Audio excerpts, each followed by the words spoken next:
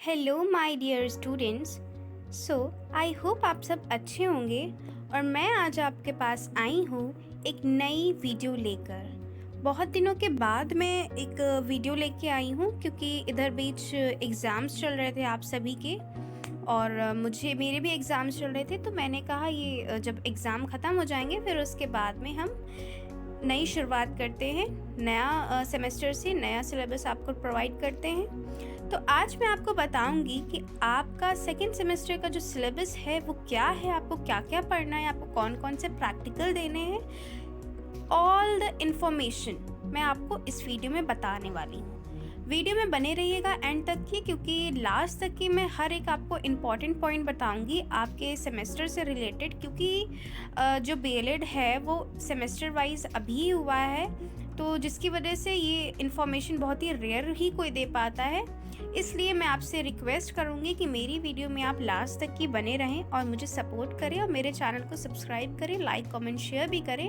और आप लोगों को कोई भी क्वेरी हो तो आप मुझे कमेंट सेक्शन में कमेंट करके बता सकते हो। तो बिना टाइम वेस्ट करे चलिए हम वीडियो को शुरू करते हैं। तो जैसा कि अभी आप सभी लोगों ने फर्स्ट सेमेस्टर के एग्ज़ाम्स दिए हैं, जिसमें कि आप लोगों ने 3 पेपर के एग्ज़ाम्स दिए हैं, जिसमें कि आपको पता चल गया होगा कि कैसे क्या क्वेश्चंस आते हैं, कितने आपको पेजेस में लिखने हैं क्वेश्चन। ऑल द इंफॉर्मेशन आपको मिल गई होगी। तो अब हम बात करते हैं कि अब सेकेंड सेमेस्टर में क्या करना है। तो सेकेंड सेमेस्टर की अगर हम बात करें तो वही सेम परफॉर्मर रहेगा आपका। जैसे आपने फर्स्ट सेमेस्टर में 3 पेपर दिए थे, इसमें भी आपको 3 पेपर देने पड़ेंगे और 3 प्रैक्टिकल होंगे। बस डिफरेंस इतना रहेगा कि आपके जो प्रैक्टिकल थे फर्स्ट सेमेस्टर में, उसमें आपका इंटरनल एवोल्यूशन था, मींस आपके जो कॉलेज के टीचर्स थे उन्हीं ने आपको नंबर्स दिए हैं। लेकिन सेकेंड सेमेस्टर में क्या होगा कि आपके जो प्रैक्टिकल्स होंगे वो एग्जामिनर लेंगे और एग्जामिनर ही आपको नंबर्स देंगे कि आपको प्रैक्टिकल में कितने नंबर मिले हैं। और प्रैक्टिकल मैं बता दूं कि सेकेंड सेमेस्टर में 50 मार्क्स का होगा और इसमें दो प्रैक्टिकल जो है एग्जामिनर लेंगे और एक प्रैक्टिकल जो है वो आपका इंटरनल ग्रेडेड होगा, मींस स्कूल के कॉलेज की तरफ से आपको मार्क्स मिलेंगे। तो अगर मैं इसके पहले प्रैक्टिकल की बात कर लूँ फिर उसके बाद में मैं पेपर की बात करती हूँ। तो आपको इस पर प्रैक्टिकल देना पड़ेगा use of craft and fine art in teaching. आपको बहुत से कॉलेज में क्या होता है कि यहाँ पे फर्स्ट सेमेस्टर में ही मींस आर्ट एंड क्राफ्ट का वो शीट्स वगैरह बनवा दी जाती है, जिससे कि आपको सेकेंड सेमेस्टर में वो शीट्स काम आती हैं। लेकिन बहुत से कॉलेज क्या होता है कि सेकेंड सेमेस्टर में ही बनवाते हैं। तो जिन कॉलेज में अभी तक का वो शीट्स वगैरह नहीं बनाई जा रही होंगी वो अब उनको बनवानी पड़ेंगी।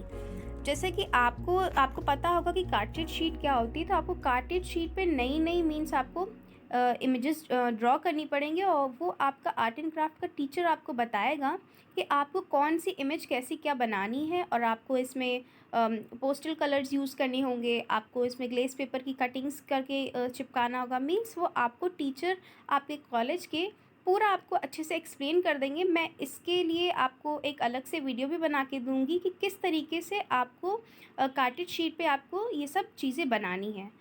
बहुत सी जल्द मैं वो वीडियो आपके लिए लाऊंगी जिससे कि आपको कोई भी कन्फ्यूजन ना रहे। दूसरे अगर मैं प्रैक्टिकल की बात करूँ तो ये आपका बुक एनालिसिस है, जिसमें आपको बुक रिव्यू बनानी है। आप देखते हो कि आपकी जो बुक्स होती हैं उनमें कैसे क्या पहले आपने हम लोग तो छोटे पर से ये होता है कि हम लोग कभी बुक का स्टार्टिंग के पेजेस हम लोग देखते ही नहीं है, डायरेक्ट हम लोग इंडेक्स देखते हैं फिर उसके बाद में चैप्टर शुरू करते हैं। बट आपको इसमें क्या है, प्रॉपर एक बुक रिव्यू बनानी है। फॉर एग्जांपल आपको सब्जेक्ट आपके टीचर्स देंगे आपको, फिर उसके बाद में आपको उसी सब्जेक्ट का बुक रिव्यू बनाना है कि ये बुक किसने क्या लिखी है, इसके पब्लिशर कौन थे, कौन से ईयर में इस बुक को लिखा गया है और इस बुक पे कौन क्या कैसा क्या कंटेंट है, कौन सी लैंग्वेज का यूज़ है। सारी चीज़ें आपको इसमें लिखनी है और मैं इसकी भी वीडियो बना के जल्द ही अपने चैनल पर अपलोड करूँगी, जिसकी वजह से आपको कोई भी टेंशन लेने की ज़रूरत नहीं है। बीएलएड आपको बैचलर ऑफ एलिमेंट्री सब्जेक्ट जो है वो सारी इन्फॉर्मेशन आपको प्रोवाइड करेगा। You don't have to worry. अगर हम 6 प्रैक्टिकल की बात करें तो ये पर्सनालिटी डेवलपमेंट है, ये आपका इंटरनली ग्रेडेड है। इसमें आपको आपके टीचर्स ही नंबर्स देंगे। अब अगर हम बात करते हैं पेपर्स की, प्रैक्टिकल का मैंने बता दिया है और इसकी डीपली इन्फॉर्मेशन वीडियो मैं जल्दी अपलोड करूँगी कि आर्ट एंड क्राफ्ट में आपको क्या बनाना है, बुक रिव्यू में आपको कैसे क्या करना है। अब अगर हम पेपर की बात करें तो पेपर हमारे 3 हैं, philosophical and sociological perspective of education. जैसा कि आप लोग देख रहे हो कि ये जो है philosophical and sociological perspective of education, इसमें आपको फिलॉसफी भी पढ़नी है और सोशोलॉजी भी पढ़नी है। 4 यूनिट्स रहेंगी। आपको 2 यूनिट जो है वो फिलॉसफी की रहेंगी और 2 यूनिट जो है वो सोशोलॉजी की रहेंगी। जैसा कि आप स्क्रीन पर देख पा रहे होंगे, मैंने यूनिट वाइज खोल लिया है। तो यूनिट 1 में आपको philosophical meaning, concept, nature, scope and it's relationship with education पढ़ना होगा। उसके बाद में educational contribution of Indian thinkers पढ़ना होगा। गांधी जी ने क्या कहा था, टैगोर ने क्या कहा था, विवेकानंद ने क्या कहा था और गिज्जू भाई बड़ेका ने क्या कहा था। फिर उसके बाद में कंट्रीब्यूशन ऑफ वेस्टर्न थिंकर देखेंगे। तो ये आप फिलॉसफी में पढ़ोगे। यूनिट 1 जो है वो हमारी फिलॉसफी से रिलेटेड है और इस पर आपको डीप का नहीं पढ़ना है, मीन्स ओवरव्यू दिया गया है खाली कि क्या फिलॉसफी होती है, क्या सोशोलॉजी होती है। इसके लिए भी मैं सारा कंटेंट आपको धीरे धीरे प्रोवाइड करवा दूंगी, आपको बिल्कुल भी टेंशन लेने की ज़रूरत नहीं है। और अगर हम बात करें सेकेंड यूनिट की, तो सेकेंड यूनिट भी हमारी फिलॉसफी की है। तो जैसे कि मैंने बताया कि आपको 2 चीज़ें इसमें पढ़नी है, सोशोलॉजी एंड फिलॉसफी। 2 यूनिट आपकी फिलॉसफी की और 2 यूनिट आपकी सोशोलॉजी की। सेकेंड यूनिट भी जो है हमारी फिलॉसफी की है। इसमें आपको बताना है कि हमारा जो फ़िलॉसफी है वो उसका क्या कंट्रीब्यूशन है हमारे एजुकेशन में, हमारे प्रेजेंट डे में कैसे क्या वो अपना रोल प्ले करता है। आइडियलिज्म क्या होता है, नेचुरलिज्म क्या होता है, प्रैग्मेटिज्म क्या होता है, रियलिज्म क्या होता है, ये सारी चीज़ें आपको इसमें पढ़नी पड़ेंगी। फिर उसके बाद में हम अगर रेडिकल एजुकेशनल फिलोसफर्स की बात करें कि ये कौन थे, इन्होंने क्या क्या अपना कंट्रीब्यूशन दिया, ये सारी चीज़ें आपको पढ़नी है। अब अगर हम बात करें थर्ड यूनिट की, तो थर्ड यूनिट जो है हमारी वो सोशोलॉजी की है। इसमें भी आपको सेम फिलॉसफी की तरह मीनिंग, नेचर, कॉन्सेप्ट आपको पढ़ना है और आपको बताना है कि एजुकेशन सोशोलॉजी क्या होती है और सोशोलॉजी ऑफ एजुकेशन क्या होती है। कई बार बच्चों को इसमें बहुत सी कन्फ्यूजन होती है, बट डरने की कोई बात नहीं है, आराम से अच्छे से करेंगे, कोई टेंशन की बात नहीं है। दूसरी अगर पॉइंट की मैं बात करूँ, contemporary India society and education, relationship between education and society. Overall आपको मैं अगर बताऊँ तो आपको इसमें सोशोलॉजी में सोसाइटी के बारे में पढ़ना है कि सोसाइटी में कैसे क्या होता है, कौन कौन सी टेक्निक्स होती हैं, क्या प्रोसेस होता है, क्या सोशलाइजेशन होता है, ये सारी चीज़ें आपको इसमें पढ़नी पड़ेंगी। फोर्थ यूनिट भी हमारी सोशोलॉजी की है। इसमें आपको बताना है कि हमारा कल्चर क्या होता है, कल्चर का मीनिंग, नेचर क्या होता है, एजुकेशन में क्या इसका रोल होता है और सोशल चेंज क्या होता है, उसकी मीनिंग आपको बतानी है, उसके कैरेक्टरिस्टिक्स बताने हैं, सोशल मोबिलिटी क्या होती है, उसकी मीनिंग क्या होती है, सोशल स्ट्रैटिफिकेशन क्या होता है, ये सारी चीज़ें आपको इसमें पढ़नी पड़ेंगी। तो मैं एक एक करके आपके लिए कंटेंट प्रोवाइड करवाऊंगी, हिंदी स्टूडेंट्स के लिए और इंग्लिश स्टूडेंट्स के लिए। बस आपको ये काम करना है कि मेरे चैनल को सब्सक्राइब करना है और ज़्यादा से ज़्यादा शेयर करना है। अब अगर हम दूसरे पेपर की, तो दूसरा पेपर जो है हमारा वो है फंडामेंटल ऑफ एजुकेशनल टेक्नोलॉजी। इसमें आपको पढ़ना होगा टेक्नोलॉजी से रिलेटेड कि कौन कौन सा एजुकेशन टेक्नोलॉजी है जो हमारे एजुकेशन फील्ड में हेल्प करती हैं। तो सबसे पहले यूनिट हम इसमें भी 4 यूनिट्स रहेंगी। इसमें यूनिट 1 जो है वो हमारी एजुकेशन टेक्नोलॉजी है कि इसकी कौन की मीनिंग होती है, क्या स्कोप होता है, क्या नेचर होता है, ये आपको इस पर पढ़ना पड़ेगा और आपको अप्रोचेस भी बताने पड़ेंगे कि कौन से अप्रोच होते हैं, क्या हार्डवेयर सॉफ्टवेयर होता है, क्या सिस्टम अप्रोच होता है। और फिर उसके बाद में हम देखेंगे कि ई लर्निंग क्या होता है, कि ई लर्निंग बहुत ही इम्पॉर्टेंट टॉपिक है हमारे टेक्नोलॉजी का। फिर उसके बाद में ब्लेंडेड लर्निंग देखेंगे हम, various forms of education technology देखेंगे। ये सारी चीज़ें आप कवर करोगे सेकेंड पेपर में। फिर उसके बाद में हम ये सेकेंड यूनिट की बात करूँ तो टीचिंग क्या होती है, इसकी क्या मीनिंग होती है, क्या डिफिनीशन होती है, आपको बताना है। लेवल्स ऑफ टीचिंग क्या होती है, कौन कौन से लेवल्स होते हैं टीचिंग्स पे, आपको ये पढ़ना होगा। और फेजेस ऑफ टीचिंग क्या होती है, टीचिंग मेथड्स और स्ट्रैटेजीज़ कौन कौन सी होती हैं, टीचिंग एड्स कौन कौन से होते हैं।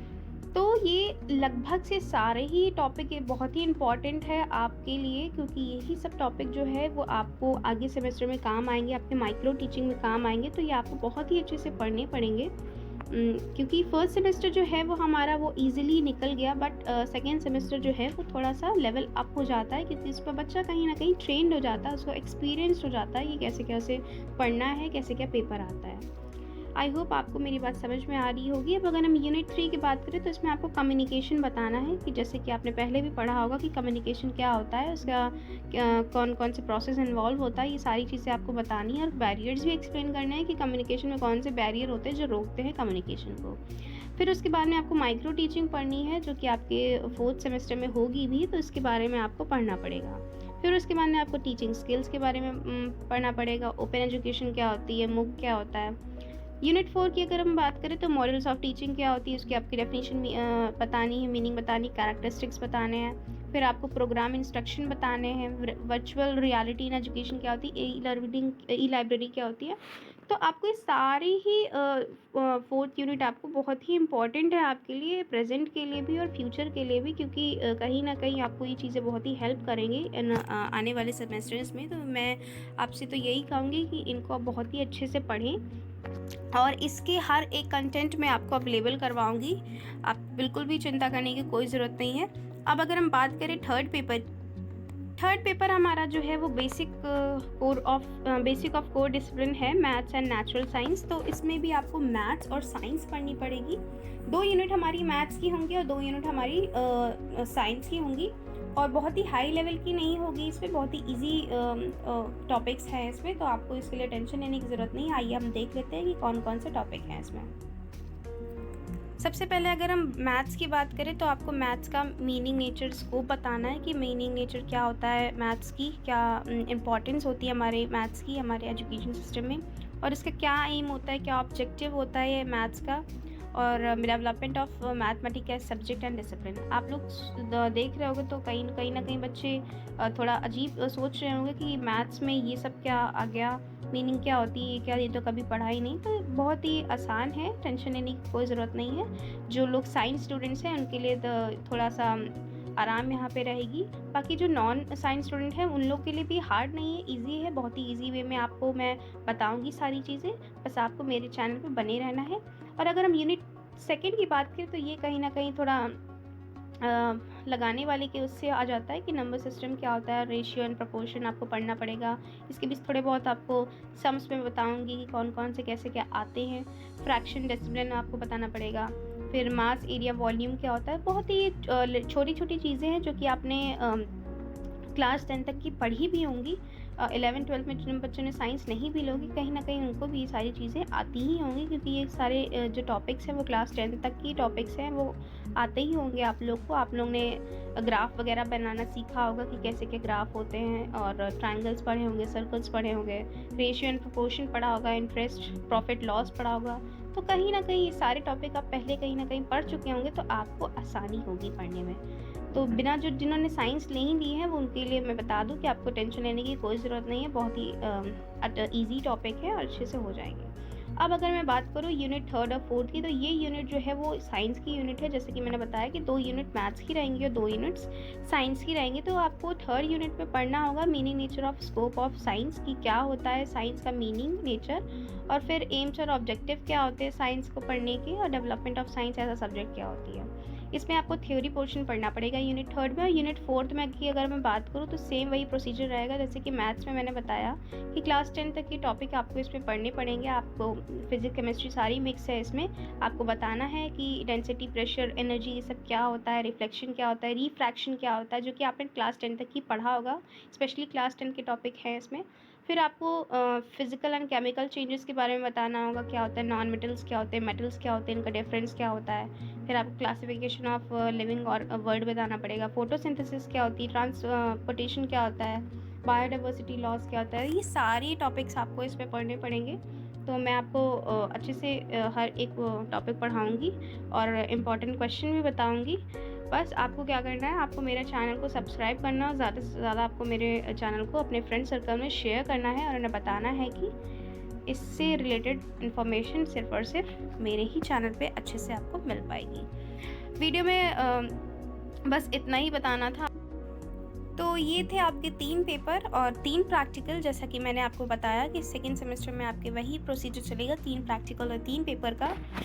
ये था सेकेंड सेमेस्टर का, मैंने ओवरव्यू आपको दे दिया है कि कैसे क्या आपको पढ़ना रहेगा, क्या क्या पढ़ना रहेगा, ये सारी ही चीज़ें मैंने आपको बता दी हैं। अब इसकी मैं डीप में हर एक टॉपिक की वीडियो लाऊंगी जल्द ही आपके लिए, जिससे कि आपको कोई भी परेशानी ना हो और आपको कोई भी टेंशन लेने की ज़रूरत ना हो। जैसे कि मैंने फर्स्ट सेमेस्टर के बच्चों के लिए सारा कंटेंट अवेलेबल करवाया था, जो जो इंपॉर्टेंट टॉपिक्स थे, हिंदी स्टूडेंट्स के लिए भी अवेलेबल करवाया और इंग्लिश स्टूडेंट्स के लिए भी, और काफ़ी ज़्यादा क्वेश्चन पेपर भी मैंने इंपॉर्टेंट बताएं आपको। तो आप मुझे कमेंट सेक्शन में कमेंट करके ज़रूर बताइएगा कि आपको कितने आपको हेल्प करे वो सारी पेपर्स और नोट्स। प्लीज़ मुझे कमेंट सेक्शन में बताइएगा, क्योंकि इससे मुझे थोड़ा सा मोटिवेशन मिलती है कि मैं और अच्छी वीडियो आपके लिए बना पाऊँ और ज़्यादा कंटेंट मैं आपके लिए अवेलेबल करवा पाऊँ। वीडियो अच्छी लगी तो लाइक कमेंट शेयर ज़रूर करना, और कोई भी आपको क्वेरी हो सेकेंड सेमेस्टर से रिलेटेड या इस कोर्स से रिलेटेड, आप मुझे कमेंट सेक्शन में कमेंट करके पूछ सकते हो। मैं आपका ज़रूर से रिप्लाई करूँगी। Thanks for the watching this video.